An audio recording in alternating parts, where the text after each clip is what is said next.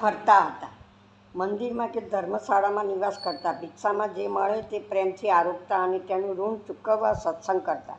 લોકોને ધર્મની, આધ્યાત્મની વાતો કરતા. જીવન જીવવાની રીત શીખવતા.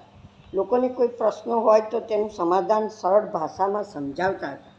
તેથી તેમની ખ્યાતિ આજુબાજુના ગામો સુધી પહોંચી જતી.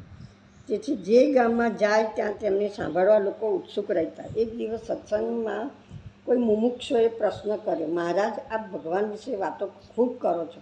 તેમની કરુણાની ભક્ત વત્સલ હોવાથી વાતો અમે સાંભળી, પણ શું આપે ભગવાનને જોયા છે?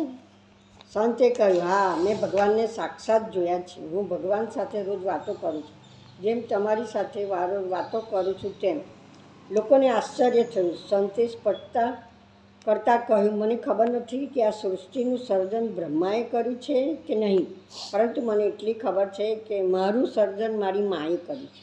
મને તેની કોખમાંથી પેદા કર્યો છે. મારા માટે તો મારી માતા જ બ્રહ્મા છે. મારી માતા જ મારું પાલન કર્યું છે. જેવી રીતે ભગવાન વિષ્ણુએ આ સૃષ્ટિનું પાલન કર્યું છે, મારા માતા પિતા, કુટુંબીજનો તથા મારા સંપર્કમાં આવતા દરેક મહાનુભાવોએ મને વિકસિત થવામાં મદદ કરી છે.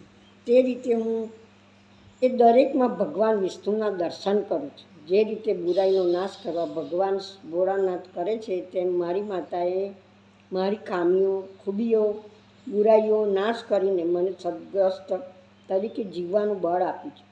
માટે મારા માટે તો બ્રહ્મા, વિષ્ણુ અને મહેશ જેમ ત્રિદેવ છે, એમ ભગવાન સ્વરૂપ મારા માતા પિતા અને તમારા જેવા પરિવારજનો છે. તેમને હું ભગવાન માનું છું. હું રોજ તેમના દર્શન કરું છું અને તેમની સાથે સહજતાથી વાત કરું છું.